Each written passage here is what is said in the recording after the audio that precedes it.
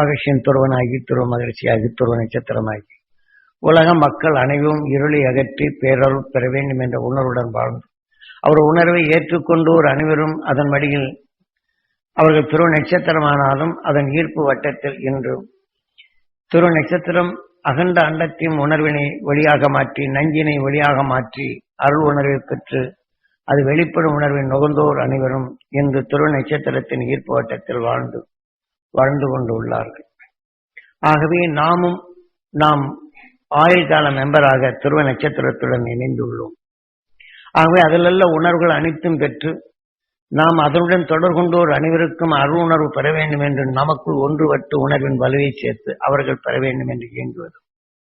இதே போல நாம் தியான வழி அன்பர்கள் குடும்பங்களில் இதை ஒன்றுபட்ட வாழும் கணவனும் மனைவியும் இருமணமும் ஒன்றி இருவுயிரும் ஒன்றி இல்லற வாழ்க்கையில் இருளை அகற்றிடும் அருசக்தி பெற்று பேரருளை தனக்குள் கூட்டி அவர்களுடைய பார்வையில் இருளை அகற்றிடும் அறிஞான குடும்பமாக வளர்ந்திட நாம் இப்போது உபதேசித்த உணர்வுகள் கேட்டுணர்ந்த நாம் அருணர்வை பெற்று ஒளி உணர்வுகளை பரப்பப்படும்போது செவி உணர்வு கொண்டு உணர்ச்சிகளை ஊற்றி நாம் விட்ட உணர்வுகள் அனைத்தும் கண்வெளி கவர்ந்து மூக்கு வழி நுகர்ந்து உயிர் வழி இழந்து உணர்வுகள் அனைத்தும் நம் இரத்த நாணங்களை இப்போது கலக்க செய்தது.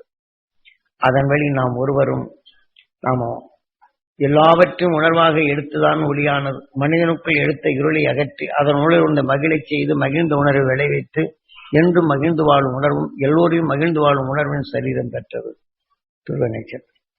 ஆக அண்டத்தில் இன்னும் 16 என்ற நிலையும் திரையில்லா நிலையை அடைந்தது. அதனுடைய நாமும் பெற்று தியான வழி குடும்பங்கள் அனைத்தும் அவர் குடும்பங்கள் பேரின்பம் பெறச் செய்யும் நாம் ஆயுள் கால மெம்பராக இணைந்துள்ளோம். அனைவரும் வாழ்த்துதல் வேண்டும், அவர் குடும்பங்கள் மகிழ்ந்து வாழ வேண்டும் என்று எண்ணுதல் வேண்டும். துருவ நட்சத்திரத்தை உணர்வு பெற வேண்டும் என்றும் அவர் இருளை அகற்றி மெய்ப்பொருள் காணும் அருள் சக்தியை நாம் தியான வழி குடும்பங்கள் பெற வேண்டும் என்று ஒவ்வொரு நாளும் நாம் பிரார்த்திப்போம். இதன் வழி நாம் தியானிப்போம், அருள் வழி வாழ்வோம் என்ற இந்த உணர்வை நாம் ஒன்றுபட்டு வாழும் குடும்பத்தில் ஒன்றுபட்டு வாழ்ந்திடும் உலக மக்கள் உலக குடும்பங்கள் நாம் தியான வழி என்பவருடைய குடும்பங்களும் உலக மக்களுடைய குடும்பங்களும் ஒன்றுபட்டு வாழ்ந்திடும் அந்த உணர்வின் தன்மை பெற வேண்டும் என்று நாம் இது ஒரு பிரமாணமாக எடுத்து நமக்குள் அந்த அருள் உணர்வை பெருக்கி நம்முடைய மூச்சும் பேச்சும் உலக மக்களை இருளிலிருந்து அகற்றச் செய்யும் அருள் உணர்வாக நாம் பெறுவோம். என்றால் முந்தைய நாளில் பேசின ரெக்கார்டுக்கும் இதனுடைய வரிசைப்படுத்தி வரும்போதும் என்னுடைய முழுமைகள் உங்களோட இணைந்து வரும். முதல்ல அவ்வளவு நேரம் சொல்ல முடியாது, அதனால் குறுகிய நேரத்தில் சொன்னது சுருங்க சொல்லியிருக்கு. இன்றைய நிலைகளில் அனைத்தும் இயங்கி அனைவரும் ஒன்றென இணைந்து துருவ நட்சத்திரத்தில் உணர்வு பெற்று நாமும் பெருக்கி இந்த உணர்வுகளை நாம் பரப்பச் செய்யும் போது விஞ்ஞான அறிவால் வரும் பேரழிவை நாம் மாற்ற முடியும். காரணம் இன்று நியூட்ரான் என்ற உணர்வுகளை அந்த சக்தி வாய்ந்த விஷத்தன்மைகளை இன்று எலக்ட்ரான் என்ற எலக்ட்ரிக் எலக்ட்ரான் என்ற உணர்வை கண்டுபிடித்த எந்திரத்தின் தன்மை கொண்டு கவர்ந்து அதன் உணர்வையை அவன் ஆராய்ச்சிக்கு அதை கவர்ந்து அதை பக்குவப்படுத்தி விஷ அலைகளை மக்களுக்கு எப்படி சேர்ந்து அவங்க சிந்தனையை சிதற வேண்டும், அவர் உணர்வுகள் மனிதனுடைய சிந்தனை அடைந்தான் அந்த நாட்டை நாம் கையாண்டு கொள்ளலாம் என்ற உணர்வு பெற்ற இந்த விஞ்ஞான அறிவு விஞ்ஞானம் ஆனாலும் சரி அவனுடைய அறிவானாலும் சரி அதில் உற்பத்தியான கசிவுகள் இன்று சூரியனால் கவரப்படுகின்றன. இதே போல நட்சத்திரங்கள் ஒன்றோடு ஒன்று முழுமை மின் கதிர்கள் அதிகமாக ஊடுருவது உலகம் முழுதும் அகண்ட அண்டம் முழுதுக்கும் இந்த பிரபஞ்சம் முழுதுக்கும் அந்த அது கதிர் இயக்கங்கள் பரவும். அந்த கதிர் இயக்கங்கள் எங்கெங்கே தாக்குகின்றதோ அந்த உணர்ச்சியின் மோதலுக்கு ஒப்ப அது இயக்க சக்தியாக மாறி அதன் உணர்வுகளை மாற்றிக்கொண்டது. ஆகவே மின்கதிர்கள் தாக்கும் உணர்வுகள் மின்னல்கள் நாம் கடலில் தாக்கப்படும்போது அடக்கி அது மணல் பாங்காக மாற்றுகின்றது. அதை விஞ்ஞானி பிரித்து எடுத்து கதிரியக்க பொறியாக மாற்றுகின்றார்.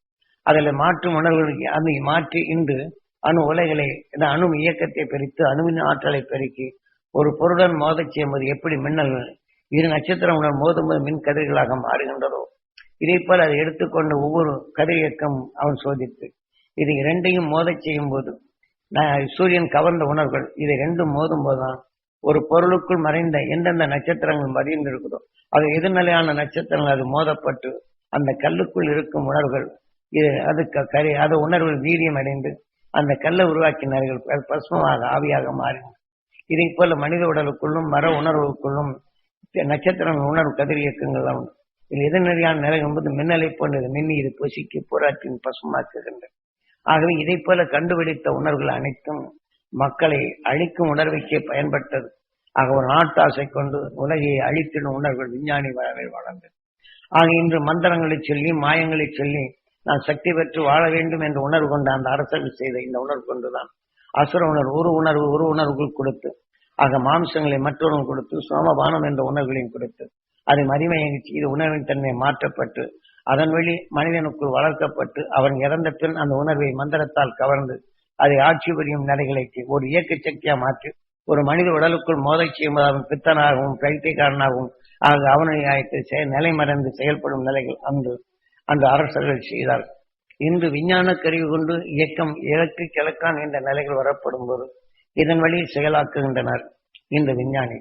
ஆக அதை போல நாம் செயலாக்கும் விஞ்ஞானிகள் செய்ததை நாம் முறியெடுக்கும் சக்தியாகும். ஆக மொத்தம் நியாற்றானும் இந்த எலக்ட்ரிக்கும் அதே சமயத்தில் கதிர் இயக்க பொறியான அந்த கதிர்வீச்சுகளின் உணர்வுகளை 2, 3 அது தனித்தனியாக எடுத்தாலும் இந்த நியூட்ரான் என்ற உணர்வின் அழுத்தம் விஷத்தன்மை கொண்டது.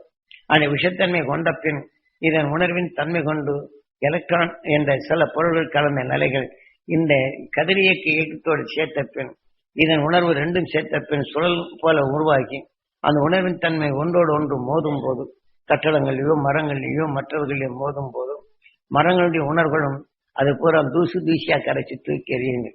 கட்டடங்கள் வலுகொண்ட கட்டடங்கள் அன்னும் ஊடுவி அந்த கதிர் இயக்கங்கள் அந்த விஷயத்தின் அளவு கொண்டு அதனுடைய சக்தி இழக்கச் செய்து இன்னைக்கு காற்றலைகளாக பறக்குகின்றது. சூறாவளியாகும் கடல் நீர்களிலே படரப்படும் போது தனக்குள் அள்ளி வீசி கொதிகலனாக மாற்றி அதன் உணர்வு மேகக்கூட்டத்தில் கூட்டி மழை நீர் கொத்தென்று கொட்டி நகரத்தீவை அழித்திடும் உணர்வுகள் விஞ்ஞான அறிவால் இன்னைக்கு பெரும்பகுதியான நிலைகள் வருகிறது. ஆக இந்த சூறாவளி வரப்படும் போது அதன் உணர்வுகள் நாம் மாற்றி அமைக்கும் சக்தியாக நாம் வளர வேண்டும். ஆகவே இந்த விஞ்ஞானத்துக்கு உண்டான போர் போன்று இன்று உலக நிலைகள் வருகின்றது. ஆகவே தென்னாட்டுடைய சிவனை போற்றி எந்நாட்டவருக்கு இறைவா போற்றி என்று தென்னாட்டில் தோன்றிய அகசியன் தான் இவ்வழியில் உணவின் தன்மை ஒளியாக்கி உலகில் உள்ள நஞ்சினை ஒன்றி ஒளியின் உணர்வை பெற்றவர்.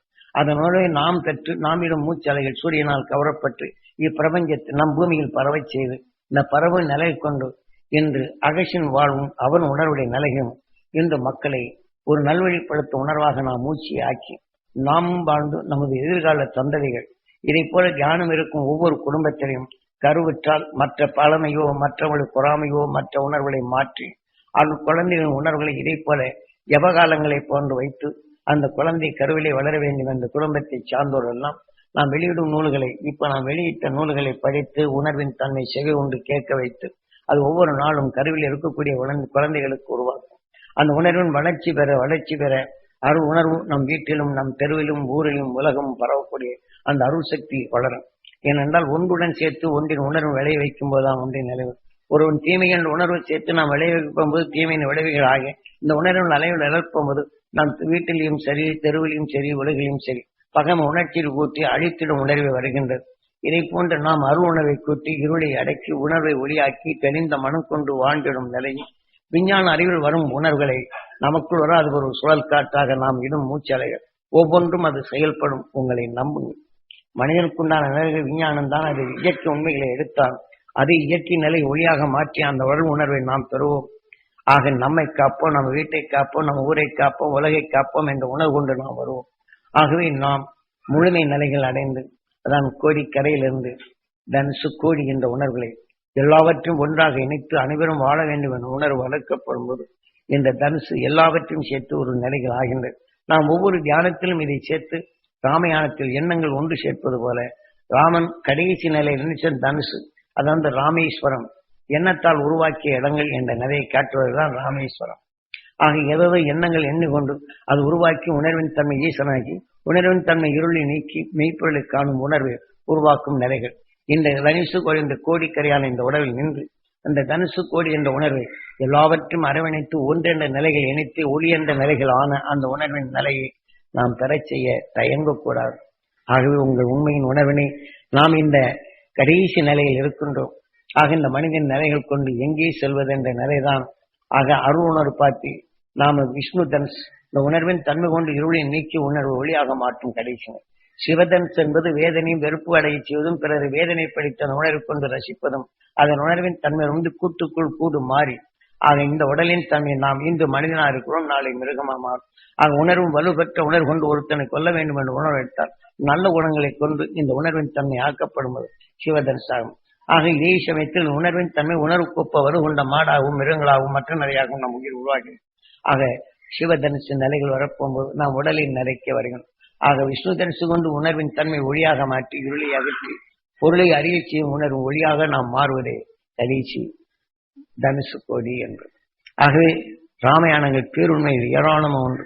ஒவ்வொன்று உண்மைகள் நாம் உணர்ந்து கொண்டால் நம் மனிதனுக்கு பின் நாம் உலகையை சிருஷ்டிக்கும். அதனால்தான் ஆதி மூலம் என்ற உயிர் பல கோடி சரீரங்களை பெற்றது, உடல் வலு பெற்றது என்று யானையின் சிரசை போற்றி பல கோடி சரீரங்கள் சேர்த்துக் கொண்ட வினைகளுக்கொப்ப நாயகனாக மனித உடலை உருவாக்கி இந்த கணங்களுக்கெல்லாம் ஈசனாக இருந்து உயிர் என்ற நிலையை நம்மை சிந்திக்க அங்குச பாசவா நாம் தீமையின் உணர்வுகளை அடக்க வல்லவை பெற்றவன் என்ற உணர்வினை தெளிவாக கூறப்படும். ஆனால் இன்று இந்த ஆதி மூலம் என்ற உயிர் மிருக நிலையிலிருந்து மனிதனாக பிறந்தானோ அவன் முழு முதற் கடவுளாகினான். ஆனால் எனக்கு என்ன பல கோடி சரீரங்களை சேர்த்து மனித உடல் பெற்ற பின் எனக்கு நாயகனாக நாம் ஒவ்வொன்றையும் இருளை நீக்கி பெருளை காணும் அந்த உணர்வின் தன்மை பெறும். அந்த உணர்வை பெறும் முழு முதல் கடவுளாகினான். நாம் இந்த உணர்வின் தன்மை ஒளியாக்கப்படும் போது ஆக நாராயணன் சூரியனாக இருந்தாலும் அதன் உணர்வு விஷ்ணுவின் தன்மை உறப்பு அந்த உணர்வின் அணுக்களாக மாற்றி ஒளியின் சிகரமாக மாற்றும் மனித உடலின் பெற்ற பின் நாம் ஒளியின் சிலையாக உலகையே நம் உணர்வின் தன்மை உருவாக்கும் தன்மை இருளை அகற்றி ஒளி என்ற உணர்வை மாற்றும் திறன் பெற்றது முழு கடவுள் என்ற அகண்டம் 2000 சூரிய குடும்பமிலிருந்து அது வளர்த்து கொண்டது நமது பிரபஞ்சம். இந்த 2000 சூரிய குடும்பங்களும் அகண்ட அண்டத்திலிருந்து பெற்ற அந்த சூரிய குடும்பங்கள் வளர்ந்து அதுக்கு வந்த உணர்வின் சக்தி நமது பிரபஞ்சம் கவர்ந்து நமது பிரபஞ்சத்தில் நம்ம உயிரின் தன்மை உருவாக்கி அகண்ட அண்டத்தின் உணர்வின் தன்மை மனித சிந்தனை என்ற உணர்வு உருவாக்கி இருளை அகற்றும் உணர்வை தனக்குள் பெற்று அந்த பேரொருள் பெற செய்த நமது பிரபஞ்சத்தை போற்றுதல் வேண்டும். ஆக உணர்வின் தன்மை நாராயணன் என்ற நிலைகள் அது உருவாக்கினாலும் மறு அவதாரம் உணர்வின் அணுக்களாக மாற்றும் திறன் பெற்ற நமது உயிர் ஆக விஷ்ணு என்றும் நாம் நுகர்ந்த உணர்வுகள் விஷ்ணுவின் மறு அவதாரம் சூரியனால் கவரப்பட்ட உணர்வுகளும் அதன் உணர்வு இங்கே கவர்ந்தாலும் உயிரால் கவரப்பட்ட உணர்வுகள் நாம் உயிர் விஷ்ணுவாக இருப்பினும் இந்த உணர்வை நுகர்ந்து அதை உயிரை போன்ற எந்த குணத்தின் தன்மை பெற்றமோ அதன் மறு அவதாரமாக சீதா ராமன் எந்த உணர்வின் தன்மை அணுவானதோ அந்த விஷ்ணுவின் மறு அவதாரம் சீதா ராமனாக எந்த உணர்வின் தன்மை உணர்ச்சியோ அதன் எண்ணங்களாக நாம் இயக்குகிறோம் என்ற உணர்வின் தன்மை கொண்டு இதைத்தான் மூன்றாவது நிலை கொண்டு எண்ணத்தால் உருவாக்கும் நிலைகள் பகமையை நீக்கி உணர்வை ஒன்றாக்கி ஒளியின் உணர்வு பெற்று மகிழ்ச்சியின் உணர்வை நமக்குள் இருக்கும்போது அது நமக்குள் அது வெளியே போகும்போது இயக்கம் ஈசன் என்றும் அதில் ஏற்படும் வெப்பம் விஷ்ணு என்றும் ஈர்க்கும் காந்த நிலைச்சி எல்லோரும் அருள் உணர்வு பெற வேண்டும் என்ற உணர்வை எடுத்தால் அந்த உணர்வின் தன்மை பிரம்மமாகின்றது. அந்த பிரம்மையின் மனைவி ஞானம் சக்தி, அந்த பிரம்மாவின் மனைவி சரஸ்வதி. அந்த உணர்வின் தன்மை வரும்போது நம் உடலுக்குள்ள அனைத்தையும் ஐக்கியமாக்கும் உணர்வின் தன்மை பெறும். நமது சொல்லின் தன்மை நாம் வெளிப்படுத்தும் போது அனைவரின் ஒளிமயமாக மாற்றும் நிலையும் இருளை அகற்றும் நிலையும் அறிவித்தன்மையை நாம் வளர்க்கும் தன்மை பெறுகின்றது. ஆகினால்தான் இதை கடவுள் அவதாரம் என்றாலும் மறு அவதாரம் விஷ்ணு என்றுதான் இதில் முக்கியமாகும். ஆக நாம் சொல்லும் உணர்வுகள் நாம் விஷ்ணு நாம் போதும் உணர்வுகளை ஒளி எழுப்புகின்றது, உணர்ச்சியில் நம் உடலை பரவுகின்றது. எந்த உணர்வு அதன் வழி நடத்துகின்றது நமது உயிர்.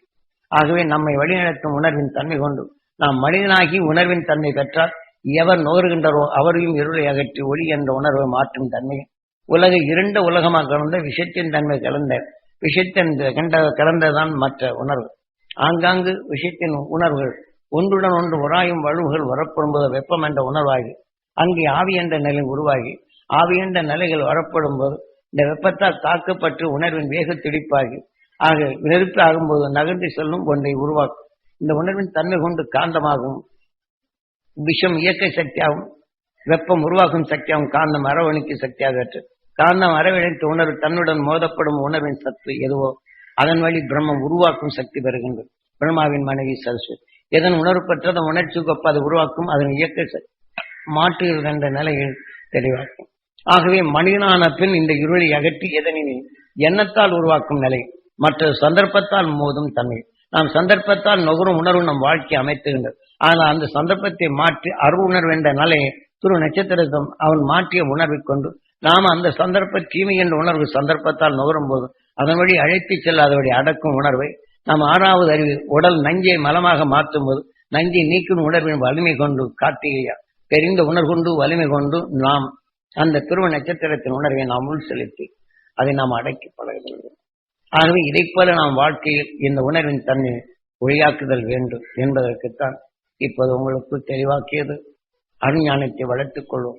ஆகவே நாம் இதை சந்தர்ப்பத்தில் எடுத்து உணர்வு ஒளியாக நம் உடல் உள்ள அணுக்களை நாம் மாற்றுகின்றோம். இப்ப விஞ்ஞானி ஒருத்தன் செய்கின்றான் என்றால் அவன் உணர்வுகளை மற்றொரு உடலில் செய்கின்றான். ஆனால் அவனுக்குள் அவன் கண்டுபிடித்த உணர்வுகளும் அவன் வளர்ந்தாலும் அவன் உடலை விட்டு இறந்த பின் எதன் ஆசை கொண்டு உடல் இச்சை கொண்டான் அது சிவதன்ஸாக தான் மாறுகின்றது.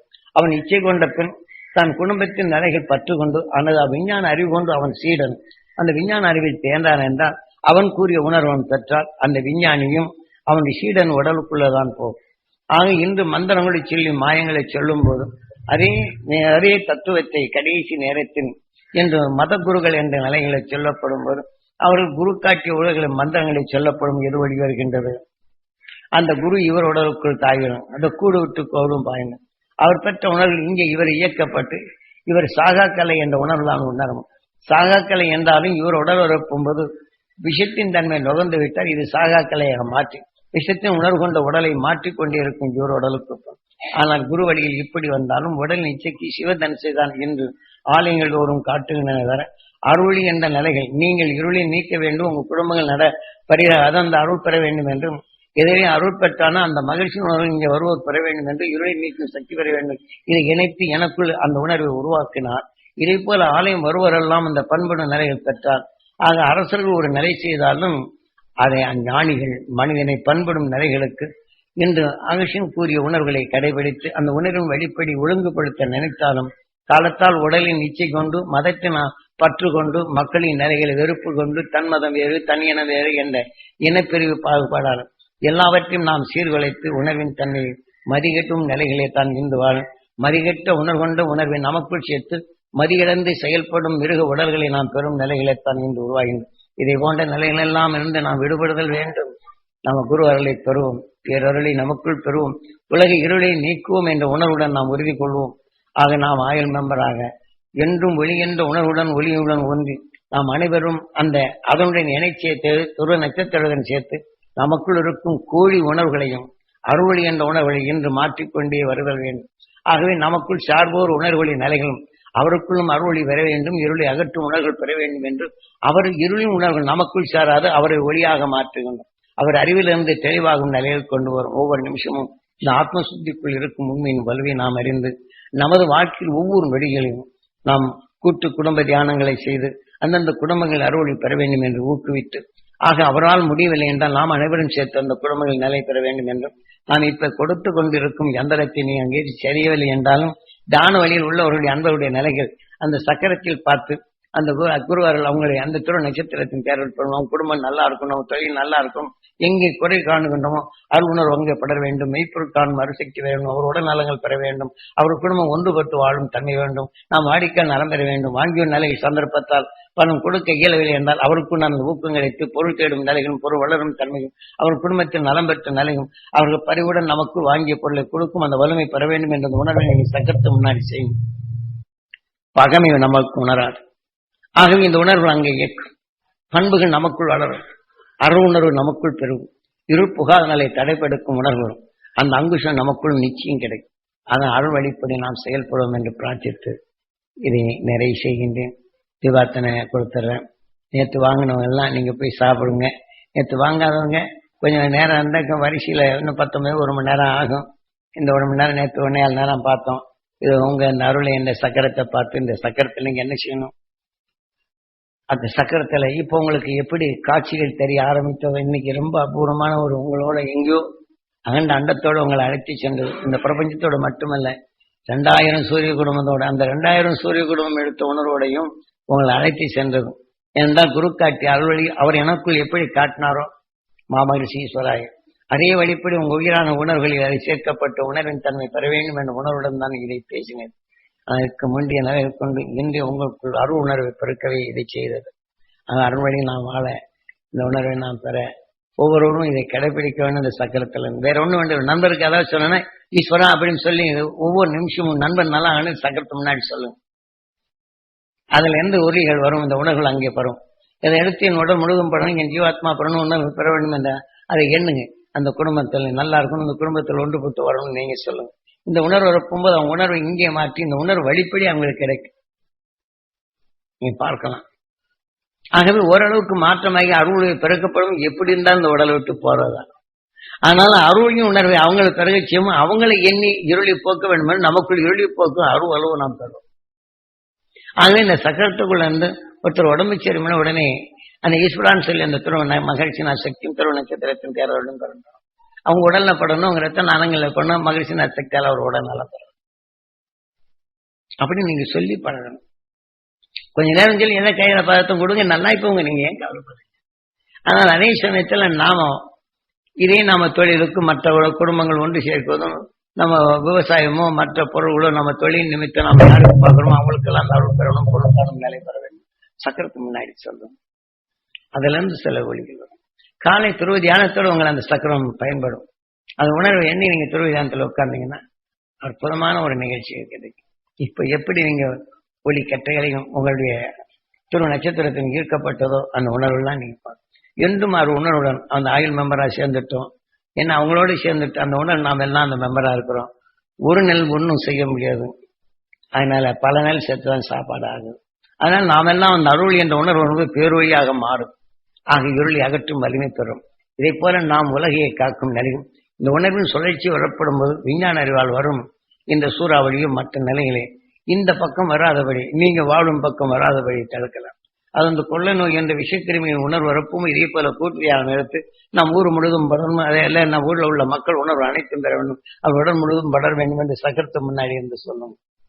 நீங்க வெளியில செல்ல கூச்சமும் இருக்கும். நீங்க சக்கரத்து முன்னாடி சரி நம்ம தெரு நல்லா இருக்கணும், நம்ம ஊர் நல்லா இருக்கணும், இங்க ஒன்றுபட்டு வாழணும் அப்படின்னு சொல்லிவிட்டு சக்கரத்து முன்னாடி சொல்லுங்க.